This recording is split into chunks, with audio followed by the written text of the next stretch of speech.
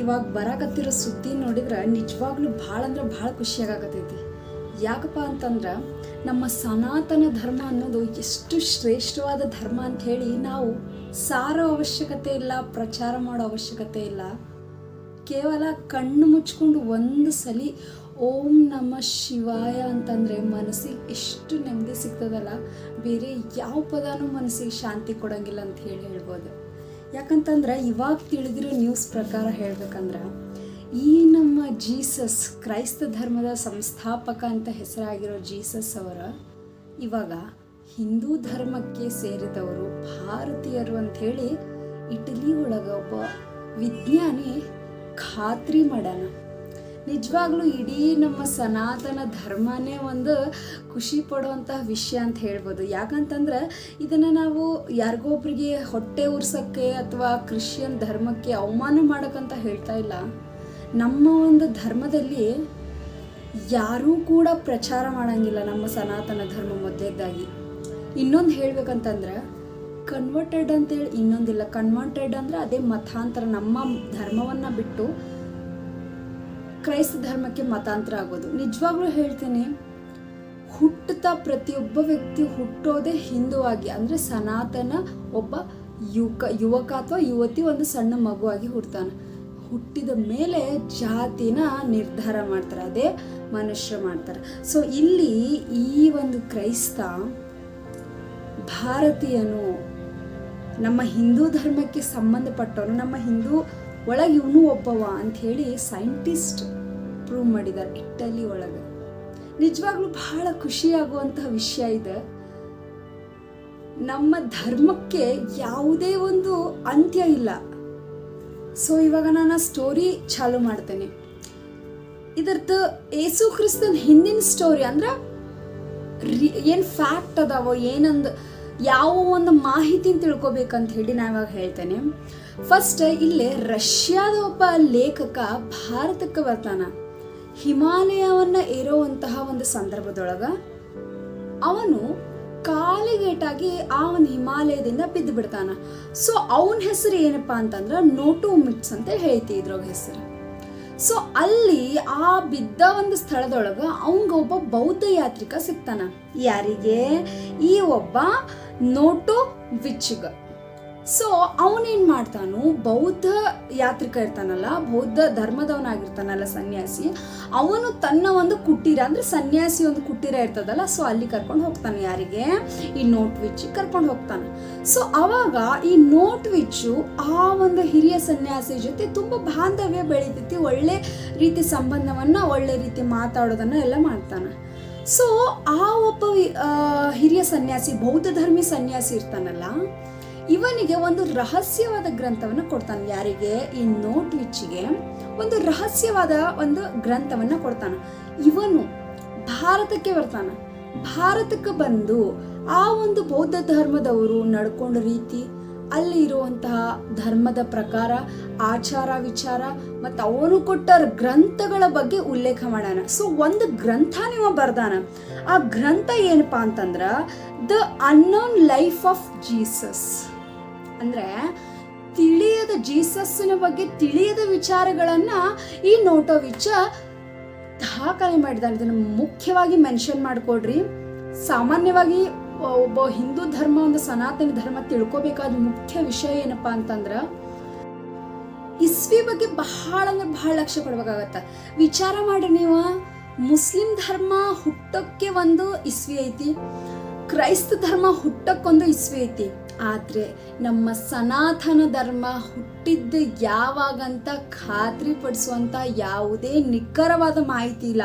So ಅಲ್ಲೇ ತಿಳ್ಕೊರಿ ನೀವು, ಪ್ರತಿಯೊಂದು ಮಾಹಿತಿ ಒಳಗೂ ನಮ್ಮ ಹಿಂದೂ ಧರ್ಮ ಇತ್ತು, ನಡಿತೈತಿ, ಆಗಿತ್ತು, ಯಾರು ಇದ್ದಾರೆ ಅಂಥೇಳಿ ಪ್ರಮುಖವಾಗಿ ಮುಖ್ಯವಾಗಿ ಇಲ್ಲಿ ಲೇಖಕರಾಗಿರ್ಬಹುದು, ಸೈಂಟಿಸ್ಟ್ಗಳಾಗಿರ್ಬಹುದು ಪ್ರೂವ್ ಆಗ್ತದೆ. ಈಗ ಉದಾಹರಣೆ ಆಗಿರ್ಬಹುದು, ಆಂಜನೇಯನ ಒಂದು ಪಾದದ ಗುರುತು ಸಿಕ್ಕೈತಿ. ಇನ್ನೊಂದು ಹೇಳಬೇಕಂತಂದ್ರೆ ಈ ಒಂದು ಮಹಾಭಾರತ ಯುದ್ಧದೊಳಗೆ ಆಗಿರೋ ಒಂದು ನಕ್ಷೆಗಳಾಗಿರ್ಬೋದು, ಆ ಮಹಾಭಾರತ ನಡೆಯೋ ಒಂದು ಸನ್ನಿವೇಶದಲ್ಲಿ ಕೃಷ್ಣ ಆಗಿರ್ಬೋದು, ಅರ್ಜುನ ಆಗಿರ್ಬೋದು, ದುರ್ಯೋಧನ ಆಗಿರ್ಬೋದು, ಪಾಂಡವರು, ಕೌರವರು, ದ್ರೋಣಾಚಾರ್ಯ, ಎಷ್ಟೋ ಮಹಾನ್ ದೇವತೆಗಳು ಎಲ್ಲವೂ ಉಲ್ಲೇಖ ಆಗೈತಿ. ಇನ್ನೊಂದು ನಾನು ಮುಖ್ಯವಾಗಿ ಹೇಳ್ತೀನಿ, ನಮ್ಮ ಒಂದು ಹಿಂದೂ ಧರ್ಮದ ಎಷ್ಟೋ ಗ್ರಂಥಗಳನ್ನು ನಲಂದ ವಿಶ್ವವಿದ್ಯಾಲಯದಲ್ಲಿ ಇಟ್ಟಾಗ ಈ ಅಲಾವುದ್ದೀನ್ ಖಿಲ್ಜಿ ಬೋಳಿ ಮಗ ಇದಾನಲ್ಲ, ಅವನು ಇಡೀ ಒಂದು ನಳಂದ ವಿಶ್ವವಿದ್ಯಾಲಯನೇ ಸುಟ್ಟು ಹಾಕ್ಬಿಡ್ತಾನೆ. ಎಷ್ಟೋ ನಮ್ಮ ಹಿಂದೂ ಧರ್ಮದ ಗ್ರಂಥಗಳರಿ ಎಷ್ಟೊಂದು ಸುಟ್ಟು ಹೋಗ್ಬಿಟ್ಟು. ಸೊ ಈ ಒಂದು ಗ್ರಂಥಗಳಿದ್ರೆ ಇನ್ನೂ ಕೂಡ ನಮ್ಮ ಹಿಂದೂ ಧರ್ಮ ಎಲ್ಲರಿಗೂ ಜ್ಞಾನೋದಯ ಆಗ್ತಿತ್ತು ಅಂತೇಳಿ ಹೇಳ್ಬೋದು. ಸೊ ಎನಿವೆ, ಇವಾಗ ಈ ಸ್ಟೋರಿಗೆ ವಾಪಸ್ ಬರೋಣ. ಸೊ ಇಲ್ಲಿ ಏನಪ್ಪ ಅಂತಂದ್ರೆ, ಅವನು ತನ್ನ ಒಂದು ಗ್ರಂಥದಲ್ಲಿ, ಯಾರು ನೋಟ್ವಿಚನು ತನ್ನ ಒಂದು ಗ್ರಂಥ, ಆ ಗ್ರಂಥದ ಹೆಸರು ಏನು ಹೇಳಿದೆ, the unknown life of Jesus, ಅಂದರೆ ಕ್ರಿಸ್ತನ ಒಂದು ತಿಳಿಯದ ವಿಚಾರಗಳನ್ನು ಇದರಲ್ಲಿ ಹೇಳ್ಯಾನ. ಸೊ ಏನಪ್ಪ ಅಂತಂದ್ರೆ, ನೀವು ಕಂಪ್ಯಾರಿಸನ್ ಮಾಡ್ರಿ, ಬೌದ್ಧ ಧರ್ಮದ ಲೇಖನ ಆಗಿರ್ಬೋದು, ಅಂದ್ರೆ ಮಾತಾಗಿರ್ಬೋದು, ಕ್ರೈಸ್ತ ಧರ್ಮದ ಲೇಖನಗಳಾಗಿರ್ಬೋದು, ಆ್ಯಕ್ಚುಲಿ ಎರಡು ಕಂಪ್ಯಾರಿಸನ್ ಮಾಡಿದ್ರೆ ಅಟ್ ಅ ಟೈಮ್ ಸೇಮ್ ಇದಾವೆ. ಅದ್ರಾಗೂ ಈ ನೋಟ್ವಿಚ್ ಈ ಒಂದು ಗ್ರಂಥವನ್ನು ಬರೆದಿದ್ದು ಯಾವಾಗಪ್ಪ ಅಂತಂದ್ರೆ, ಗೌತಮ ಬುದ್ಧ ತೀರಿಕೊಂಡು 500 ವರ್ಷಗಳ ಆದಮೇಲೆ ಇದು ಬರ್ದಿದ್ದಂಥೇಳಿ ಇದನ್ನು ಕೂಡ ಉಲ್ಲೇಖ ಮಾಡಿದ್ದಾರೆ. ಅಂದರೆ ನಿಮ್ಮನ್ನ ಹೇಳಿದೆ ಬಿಫೋರು, ಆ ಒಬ್ಬ ವ್ಯಕ್ತಿ ಹಿಮಾಲಯದಿಂದ ಬೀಳುವಾಗ ಅವನ ಒಂದು ಬೌದ್ಧ ಸನ್ಯಾಸಿ ಸಿಗ್ತಾನೆ. ಸೊ ಸನ್ಯಾಸಿ ಸಿಗೋದು ಯಾವಾಗ, ಆ ಬೌದ್ಧ ಧರ್ಮ ಬಂದಾಗ ಆತನ ಸನ್ಯಾಸಿಗಳು ಅದನ್ನು ತಿಳ್ಕೊಂಡು ಅವರು ಪುನರಾವರ್ತನೆ ಆಗಿ ಬುದ್ಧಿ ಪರಿವರ್ತನೆ ಆಗಿ ಆ ಒಂದು ಧರ್ಮಕ್ಕೆ ಸೇರಿದವರಾಗಿರ್ತಾರೆ. ಸೊ ಇಲ್ಲೂ ಕೂಡ ಇದೇ ರೀತಿ ನಡೀತಾ ಬಂದಂಗೆ ಸೊ ಇಲ್ಲಿ ಗೊತ್ತಾಗ್ತದೆ, ಕ್ರಿಶ್ಚಿಯನ್ಸ್ ಈ ಜೀಸಸ್ ಇದಾರಲ್ಲ, ಅವರು ನಮ್ಮ ಭಾರತದಲ್ಲಿ ಇದ್ದು ನಮ್ಮ ಹಿಂದೂ ಪುರಾಣಗಳಾಗಿರ್ಬೋದು, ವೇದಾಂತಗಳಾಗಿರ್ಬೋದು, ಮತ್ತು ಇನ್ನು ಅನೇಕ ಹಸ್ತಪ್ರತಿಗಳನ್ನು ಕೂಡ ಇವರು ಸಂಶೋಧನೆಯೂ ಮಾಡಿದ್ದಾರೆ, ಮತ್ತು ಅದ್ರ ಬಗ್ಗೆ ನೋಡಿದ್ದಾರೆ, ಅದ್ರ ಬಗ್ಗೆ ತಿಳ್ಕೊಂಡಿದ್ದಾರೆ ಅಂತ ಹೇಳಿ ಎಕ್ಯುರೇಟ್ ಆಗಿ ಹೇಳ್ಬೋದಾಗದ. ಇಲ್ಲಿ ಒಳಗೆ ಇವಾಗಂತೂ ಸರ್ಚಿಂಗ್ ಒಳಗೆ ಪ್ರೂವ್ ಆಗೈತಿ. ಏನಪ್ಪ ಅಂತಂದ್ರೆ 40% DNA ಸಿಕ್ಕೈತಿ ಅವ್ರ ಬಟ್ಟೆ ಒಳಗೆ. ಯಾವ ಬಟ್ಟೆ ಒಳಗೆ ಜೀಸಸ್ಸನ್ನು ಸುತ್ತ ಹಾಕಿದ್ರಲ್ಲ, ಆ ಬಟ್ಟೆ ಒಳಗೆ 40% ನಮ್ಮ ಭಾರತೀಯರ DNA ಸಿಕ್ಕೈತಂತ ಹೇಳ್ಬೋದು. ಮತ್ತು ಇನ್ನೂ ಏನಪ್ಪ ಅಂತಂದ್ರೆ, ಅವ್ರು ಹಾಕ್ಕೊಂಡಿರೋ ಬಟ್ಟೆ ನಮ್ಮ ಹರಪ್ಪ ಮೊಹೆಂಜೊದಾರೋದಲ್ಲಿ ಸಿಂಧೂ ನಾಗರಿಕತೆ ಪ್ರದೇಶದಿಂದ ಹರಿದು ಬಂದಂಥ DNA ಕೂಡ ಇಲ್ಲಿ ಪತ್ತೆ ಆಗೈತೆ ಅಂತೇಳಿ ಹೇಳಕತ್ತಾರ. ಮತ್ತು ಇನ್ನೊಂದು ಮುಖ್ಯವಾಗಿ ಹೇಳ್ಬೇಕಂತಂದ್ರೆ, ಈ ಯಹೂದಿಗಳಿದಾರಲ್ಲ, ಯದುವಂಶ. ಸೊ ನಿಮಗೆ ಯದುವಂಶದ ಬಗ್ಗೆ ನಿಮಗೆ ನಾನು ಇನ್ನೊಂದು ವಿಡಿಯೋದೊಳಗೆ ಎಕ್ಸ್ಪ್ಲೇನ್ ಮಾಡ್ತೀನಿ. ಸೊ ಯದುವಂಶದವರಾಗಿದ್ದರು. ಸೊ ಯದುವಂಶ ಅಂತಂದರೆ ಇದು ಕೂಡ ನಮ್ಮ ಹಿಂದೂ ಧರ್ಮಕ್ಕೆ ಸಂಬಂಧಪಟ್ಟಿದ್ದು.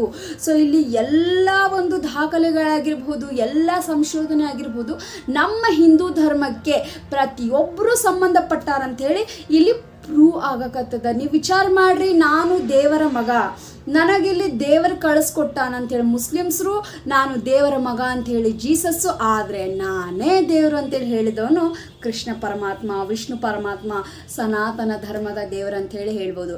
ಹಾಗಂತ ನಾನಿಲ್ಲಿ ನಮ್ಮ ಧರ್ಮ ಹೆಚ್ಚಿಗೆ ಅಂತ ಹೇಳ್ತಾ ಇಲ್ಲ. ಅರ್ಥ ಮಾಡ್ಕೊಳ್ರಿ, ರಿಯಾಲಿಟಿಗೆ ಬರ್ರಿ ಅಂತ ಹೇಳಾಕತ್ತೇನೆ. ಧರ್ಮ ಅಂತೇಳಿ ಹುಟ್ಟಿಸ್ಕೊಂಡಿದ್ದ ನಾವು. ಯಾಕಂತಂದ್ರೆ ನಮ್ಮ ಧರ್ಮ ಆರಂಭ ಇಲ್ಲ, ಅಂತ್ಯ ಇಲ್ಲ. ಸೊ ಎಲ್ಲದಕ್ಕೂ ನೋಡ್ರಿ, ಇವಾಗ ಹೆಚ್ಚು ಕಾಣ್ತಾ ಇರೋದು ಕ್ರೈಸ್ತ ಧರ್ಮ, ಮುಸ್ಲಿಂ ಧರ್ಮ. ಸೊ ಈ ಕ್ರೈಸ್ತ ಧರ್ಮಕ್ಕೂ ಆರಂಭದ ಒಂದು ಇಸ್ವಿ ಐತಿ, ಮುಸ್ಲಿಂ ಧರ್ಮಕ್ಕೂ ಆರಂಭದ ಒಂದು ಇಸ್ವಿ ಐತಿ. ಅದನ್ನು ಯಾರು ಮೊಹಮ್ಮದ್ ಪೈಗಂಬರ್ ಅನ್ನೋನು ಮುಸ್ಲಿಂ ಧರ್ಮ ಆಗಿರ್ಬೋದು, ಕ್ರೈಸ್ತ ಧರ್ಮ ಜೀಸಸ್ ಆಗಿರ್ಬೋದು. ಸೊ ಈ ರೀತಿ ಹಲವಾರು ಸ್ಥಾಪಕರು ಇದ್ದಾರೆ. ಆದರೆ ನಮ್ಮ ಹಿಂದೂ ಧರ್ಮಕ್ಕೆ ಸ್ಥಾಪಕನೇ ಇಲ್ಲ ರೀ. ನಮ್ಮ ವಿಷ್ಣು ದೇವ, ಒಂದು ಕೃಷ್ಣ ದೇವನೇ ಇಲ್ಲಿ ಸಂಸ್ಥಾಪಕ. ಯಾಕಂತ ಹೇಳಿದಾನವನು, ಧರ್ಮದ ಸಲುವಾಗಿ ಮಹಾಭಾರತ ಆಯಿತು, ಧರ್ಮದ ಸಲುವಾಗಿ ಹೆಣ್ಣು ಹೊಣ್ಣು ಮಣ್ಣು ಅಂತ. ಸೊ ಈ ರೀತಿ ನಮ್ಮ ಹಿಂದೂ ಧರ್ಮ ಐತಿ ಅಂತ ಎಷ್ಟೊಂದು ಪುರಾವೆಗಳು ಸಿಕ್ಕಾವ, ಈಗೂ ಕೂಡ ಸಿಗಾಕತ್ತವ್ರಿ. ಪ್ರತಿಯೊಂದು ನೋಡಿ ಶಾಸನಗಳು ನಮ್ಮ ರಾಜರ ಕಾಲದೊಳಗೆ ಕದಂಬರಾಗಿರ್ಬೋದು, ಗಂಗರಾಗಿರ್ಬೋದು, ಚೋಳರಾಗಿರ್ಬೋದು, ಬಾದಾಮಿ ಚಾಳುಕ್ಯರಾಗಿರ್ಬೋದು, ಯಾರು ಹಿಂದೂ ಧರ್ಮ, ಮುಸ್ಲಿಮು, ಆಮೇಲೆ ಬೌದ್ಧ ಧರ್ಮ ಅಂತ ಹೇಳಿಲ್ರಿ. ಅವ್ರು ಬರೀ ಶಾಸನಗಳನ್ನು ಬರೆಸ್ತಿದ್ರು, ತಮ್ಮ ಸಾಧನೆಗಳನ್ನು ಮಾಡ್ತಿದ್ರು. ಅವರು ಕೂಡ ಪೂಜಿಸುವಂಥ ದೇವರು ಕೇದಾರನಾಥ, ಕೇಶವ, ಮಹಾಲಕ್ಷ್ಮಿ, ಹೀಗೆ ಹಲವಾರು ಹಿಂದೂ ಮಹಾದೇವಗಳನ್ನೇ ಪೂಜಿಸ್ತಾ ಬಂದಾರವರು. ಸೊ ಇಲ್ಲೂ ಕೂಡ ಪ್ರೂವ್ ಆಗೋದು. ಮತ್ತು ಇನ್ನೊಂದು ಮುಖ್ಯವಾಗಿ ತಿಳ್ಕೊಬೇಕಾದ ವಿಷಯ ಏನಪ್ಪ ಅಂತಂದ್ರೆ, ನಮ್ಮ ಒಂದು ಹಿಂದೂ ಒಳಗೆ ಹೇಳ್ಬೇಕಂತಂದ್ರೆ, ಈ ಒಂದು ಕ್ರೈಸ್ತರನ್ನ ಇಸಾಯಿ ಅಂತ ಕರಿತಿದ್ರು. ಇಲ್ಲಿ ಬೌದ್ಧ ಧರ್ಮಿಗಳು ಇವರನ್ನು ಈಸಾ ಅಂತ ಕರಿತಿದ್ರು. ಈಸಾ ಅಂಥೇಳಿ ಕ್ರೈಸ್ತ ಧರ್ಮದವರನ್ನು ಬೌದ್ಧ ಧರ್ಮೀಯರು ಕರಿತಿದ್ರು. ಯಾವಾಗ? 2000 ವರ್ಷಗಳ ಹಿಂದೆ. ಅದೇ ನಮ್ಮ ಭಾರತೀಯರು ಅದೇ ಕಾಲದಲ್ಲಿ ಈ ಕ್ರಿಶ್ಚಿಯನ್ನರನ್ನು ಈಸಾಯಿ ಅಂತೇಳಿ ಕರಿತಿದ್ರು.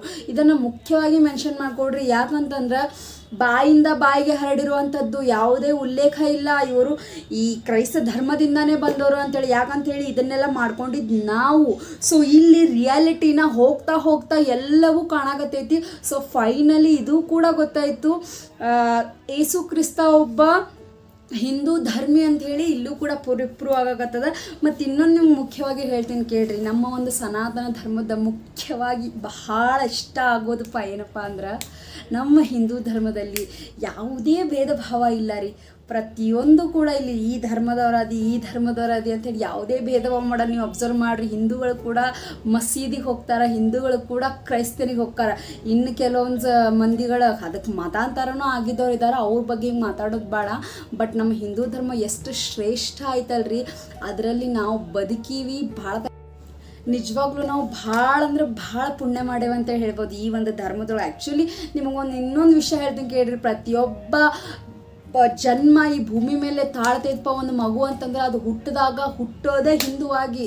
ಅದಾದಮೇಲೆ ಅದಕ್ಕೆ ಧರ್ಮ ಕೊಡ್ತೇವೆ. ಮುಸ್ಲಿಮು, ಕ್ರಿಶ್ಚಿಯನ್ನು, ಸಿಕ್ಕು, ಅದು ಇದು ಒಂದು ಹಾಳು ಮೂಳು ಅಂತೇಳಿ ನಾವು ಹೆಸರು ಕೊಡ್ತೇವೆ. ಹೊರತು ಆತನ ಜನನ ಒಂದು ಹಿಂದೂ ಧರ್ಮ, ಸನಾತನ ಧರ್ಮ ಆಗಿರ್ತೈತಿ. ಇದನ್ನು ಫಸ್ಟ್ ತಲೆಯೊಳಗೆ ಇಟ್ಕೊಳ್ರಿ, ವಿಚಾರ ಮಾಡಿರಿ. ನೀವು ಮುಸ್ಲಿಮ್ಸರು ಕೂಡ ಶಿವದೇವರನ್ನು ಪೂಜೆ ಮಾಡ್ತಾರೆ, ಅವ್ರು ಇನ್ನೂ ಮಟ್ಟ ರಿವೀಲ್ ಮಾಡಿಲ್ಲ. ನೀವು ಅಬ್ಸರ್ವ್ ಮಾಡಿರಿ, ಮುಸ್ಲಿಮ್ಸ್ ಆಲ್ಮೋಸ್ಟ್ ಗ್ರೀನ್ ಕಲರ್ ಬಟ್ಟೆ ಹಾಕ್ತಾರೋ. ಅವ್ರದ್ದು ಒಂಥರ ಇದು ಇದ್ದಂಗೆ ಇರ್ತದೆ, ಒಂಥರ ಶವ ಥರ ಇರ್ತದೆ. ಸೊ ಅದ್ರ ಮೇಲೆ ಗ್ರೀನ್ ಕಲರ್ ಬಟ್ಟೆ ಹಾಕಿ ಅದನ್ನೇ ನಮಸ್ಕಾರ ಮಾಡ್ತಾರೆ ಅವರು. ಅದೇ ದೇವ್ರು ಅಂತ ಹೇಳ್ತಾರೆ. ಆದರೆ ಯಾವುದೇ ದೇವರನ್ನು ರಿಲೀವ್ ಮಾಡಿಲ್ಲ, ಯಾವುದೇ ದೇವರನ್ನು ಅವರು ಕಾಣಿಸಿಲ್ಲ. ಅದೇ ನಮ್ಮ ಹಿಂದೂ ದೇವರಲ್ಲಿ ನೋಡ್ರಿ ನೀವು, ಮುಸ್ಲಿಮಲ್ಲಿ ಒಂದೇ ದೇವರು, ಕ್ರಿಶ್ಚಿಯನ್ಸಲ್ಲಿ ಒಂದೇ ದೇವರು. ನಮ್ಮ ದೇವರು ನೋಡ್ರಿ ವಿಷ್ಣು, ಲಕ್ಷ್ಮಿ, ಮಹಾಲಕ್ಷ್ಮಿ, ವೆಂಕಟೇಶ, ಶ್ರೀನಿವಾಸ, ಆಮೇಲೆ ಶಿವ, ಪಾರ್ವತಿ, ಸರಸ್ವತಿ, ಬ್ರಹ್ಮ, ಆಮೇಲೆ ಪಾರ್ವತಿ, ಎಷ್ಟೆಲ್ಲ ದೇವರುಗಳು ಎಣಿಸೋಕ್ಕಾಗಲ್ಲ, ಅಷ್ಟು ದೇವರಿದ್ದಾರೆ. ಸೊ ನಮ್ಮ ಒಂದು ಹಿಂದೂ ಧರ್ಮ ನಿಜವಾಗ್ಲೂ ನಾವು ಹಿಂದೂ ಧರ್ಮ ಅದೀವಿಪ ಅಂತಂದ್ರೆ ನಿಜವಾಗ್ಲೂ ನಾವು ಭಾಳ ಅಂದ್ರೆ ಭಾಳ ಪುಣ್ಯವಂತರಿ. ಸೊ ಎಲ್ಲರೂ ಕೂಡ ಒಂದು ಬ್ಲೆಸ್ಡ್ ಆಗ್ರಿ. ಯಾರು ಹಿಂದೂ ಈ ವಿಡಿಯೋ ನೋಡಾತಿರಲ್ಲ, ತುಂಬ ಅಂದರೆ ತುಂಬ ಯೋಚನೆ ಮಾಡಿರಿ. ನಮ್ಮ ಹಿಂದೂ ಧರ್ಮದಲ್ಲಿ ನಾವು ಹುಟ್ಟೇಪ್ಪ ಅಂತಂದ್ರೆ ನಿಜವಾಗ್ಲೂ ಭಾಳ ಪುಣ್ಯ ಮಾಡೇವು ನಾವು. ಸೊ ಎನಿವೇ, ಈ ಒಂದು ಯೇಸು ಒಬ್ಬ ಹಿಂದೂ, ಯೇಸು ಒಬ್ಬ ಭಾರತೀಯ ಅಂಥೇಳಿ ಹೇಳಕತ್ತಿರಲ್ಲ, ಅವರಿಗೊಂದು ಕನ್ಫರ್ಮೇಷನ್ ಆಗಿ ನಾನೊಂದು ಸಣ್ಣ ವಿಡಿಯೋ ಮಾಡಾಕತ್ತೀನಿ. ಸೊ ಇಷ್ಟ ಆದವರು ದಯವಿಟ್ಟು ಲೈಕ್ ಮಾಡಿ ಆ್ಯಂಡ್ ಸಬ್ಸ್ಕ್ರೈಬ್ ಮಾಡಿ. So thank you so much. ಜೈ ಶ್ರೀರಾಮ್.